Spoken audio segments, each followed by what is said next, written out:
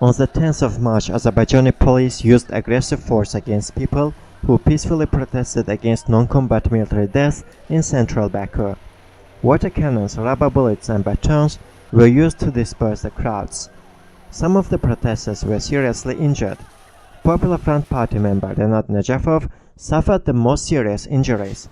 He was severely beaten by the police on the way to police station. The police did not allow the first aid staff to take Najafov to the clinic, although he was in poor condition. The next day, Najafov was fined 600 manat and released, after which he was immediately placed in hospital. He still remains in City Clinical Hospital No. 1.